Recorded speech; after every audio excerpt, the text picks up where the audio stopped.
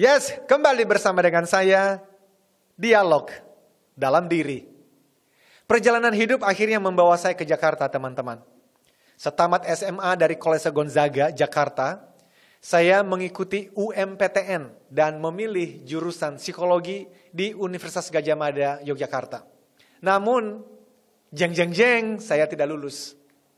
Gagal masuk UGM, Pak Ron justru menawari saya untuk melanjutkan kuliah di Melbourne, Australia.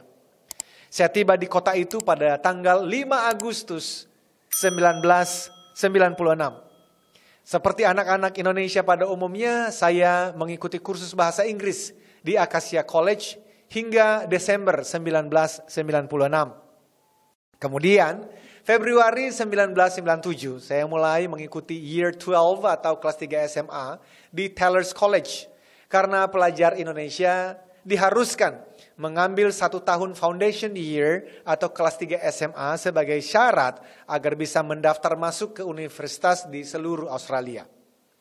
Masa muda adalah saat untuk mencari jati diri, teman-teman. Namun pada masa ini saya justru pernah menjerumuskan diri ke dalam hidup yang gelap. Kenakalan remaja, pergaulan ekstrim, kehidupan cinta yang sangat membelit, dan perasaan tertekan yang membuat saya nyaris bunuh diri. Peribahasa yang sangat saya sukai, seperti saya sampaikan di awal episode ini, berakit-rakit ke hulu, berenang-renang ke tepian, bersakit-sakit dahulu, bersenang-senang kemudian, seolah lenyap di telan bumi. Year 12, saya selesaikan dengan hasil yang sangat mengenaskan, sehingga saya tidak diterima di universitas manapun di Australia, kecuali TAFE di Holmes Glen. Tanpa bimbingan dari siapapun, saya mendaftar di jurusan Banking and Finance, perbankan dan keuangan. Bisa ditebak, saya tidak bisa menyelesaikan sejumlah besar mata kuliah, sehingga pada tahun kedua, ketika ada kesempatan, saya pindah ke Deakin University di Burwood. Di sana, saya mengambil program Business of Commerce, jurusan Marketing and Management. Saya lulus pada pertengahan tahun 2001 dan kembali ke Jakarta pada bulan November tahun itu, for good, selamanya. Yang ingin saya garis bawahi adalah proses ketika saya meninggalkan kenakalan dan mulai kembali ke jalan yang benar, ditandai oleh 3 kejadian. Pertama, hubungan khusus saya dengan gadis Jepang bernama Sayaka putus.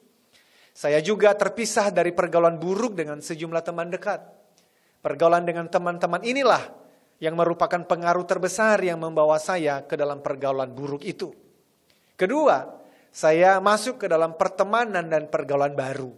Pengaruhnya tidak seburuk lingkungan pergaulan sebelumnya. Ketiga, saya mendapatkan informasi dan referensi baru yang mengarahkan saya pada pengenalan akan Tuhan Sang Pencipta. Disinilah teman-teman, awal mula saya mulai mengenal diri sendiri secara benar. Buku yang saya baca, ceramah yang saya dengar, dan percakapan dengan beberapa senior sejak tahun 1999 sampai 2001 mulai membentuk pemahaman atau paradigma saya mengenai hidup, manusia, dan Tuhan sebagai pencipta dan pemelihara alam semesta. Minggu berganti bulan, bulan berganti tahun, perjalanan dan pengalaman hidup saya di masa lalu dicerahkan oleh berbagai referensi baru menjadi tersambung satu demi satu dalam pikiran saya. Semua pengalaman itu, teman-teman, menjadi bahan perenungan mendalam untuk saya. Why me? Atau mengapa saya menerima anugerah sebesar ini? Seperti tertulis di awal, saya senang berpikir mengenai hidup. Karena itu, tidak perlu menunggu pemicu khusus bagi saya untuk melakukan ritual berpikir itu. Dengan berjalannya waktu, dituntun oleh buku yang saya baca, ceramah yang rutin saya dengarkan, serta berlutut di dalam doa, saya semakin menyadari betapa selama hidup saya sering salah jalan. Namun, di dalam kasih sayang Tuhan yang tak bersyarat, Tuhan tetap setia mengampuni. Dia merangkai berbagai cara untuk mengarahkan saya mengenal kasih-Nya yang besar itu. Butuh waktu lebih dari 2 tahun, teman-teman, bagi saya untuk menjadi kuat dan mampu meninggalkan sebagian besar dari pergaulan buruk, kebiasaan buruk, dan mulai menapaki jalan yang lebih benar. Pertobatan itu terjadi tanpa saya minta, teman-teman. Tuhan turut campur dalam hidup saya dengan kasih-Nya. Dialah yang membersihkan saya dari berbagai kesalahan itu. Roh Tuhan membimbing saya untuk belajar mengikuti ajarannya. Saya masih jauh dari pribadi yang diharapkan, masih jauh dan masih jatuh bangun. Namun syukur kepada Tuhan, alhamdulillah, karena perubahan ke arah yang lebih baik terus-menerus terjadi hari lepas hari. Teman-teman, perenungan itu berlanjut dengan pertanyaan lain seperti, siapakah Tuhan? Siapakah manusia? Siapakah saya? Apa arti dan tujuan hidup saya? Bagaimana sih seharusnya saya hidup? Semua pertanyaan ini membawa saya semakin suka membaca buku, mendengarkan rekaman ceramah berjam-jam, wawancara orang-orang yang lebih dewasa. Hingga pada tahun 2005, saya memutuskan untuk memulai karir sebagai pembicara. Walaupun latar belakang pendidikan dan pengalaman kerja saya dalam bidang marketing dan manajemen, saya mulai dari topik yang paling dekat di hati saya, yaitu apa? Motivasi yang didasarkan pada pemahaman spiritualitas.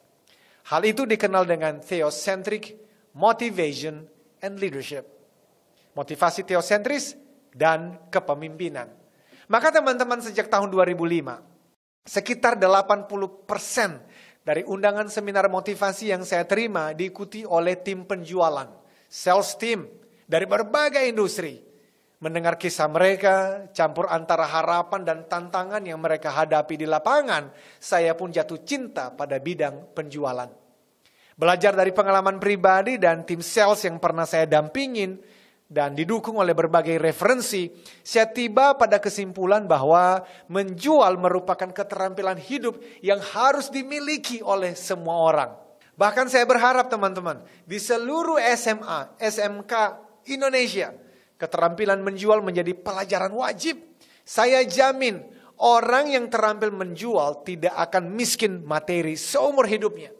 Dalam profesi sales, konsep motivasi teosentris mendapatkan kesempatan baik untuk dipraktekkan. Seperti kita tahu bersama, bukan? Banyak sales yang tidak dipercaya karena dianggap tidak jujur dan hanya mementingkan pencapaian targetnya sendiri. Sebagai solusi dari hal itu, saya menulis buku berjudul Sales Warrior Using Rave Sales Principles.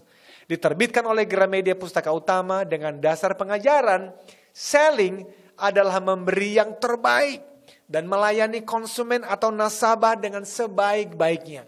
Adapun keuntungan bisnis menjadi imbalannya. Tidak berhenti di situ, teman-teman. Undangan seminar dan pelatihan khusus para supervisor dan manajer terus berdatangan. Sekali lagi, belajar dari pengalaman dan berbagai sumber referensi bersama dengan seorang rekan bernama Andi Iskandar, kami menulis buku berjudul I Am a Leader, melatih manajer andal menjadi pemimpin hebat. Dalam buku ini saya memperkenalkan konsep theocentric leadership. Sekarang di Capstone Asia Servitama terdapat puluhan topik pelatihan yang kami ajarkan di berbagai perusahaan. Topik lain terus berkembang, didukung oleh digital learning bersama para certified theocentric motivators. Teman-teman, bahkan kemudian dilanjutkan dengan buku LHCT, Leadership Habits and Culture Transformation, di mana saya menyampaikan pentingnya culture, budaya organisasi. Karena di berbagai industri, di berbagai perusahaan yang kami bantu selama tahun 2005, hanya perusahaan-perusahaan yang secara sengaja membangun kebiasaan dan budaya di perusahaannya lah yang mana pelatihan berhasil dengan baik.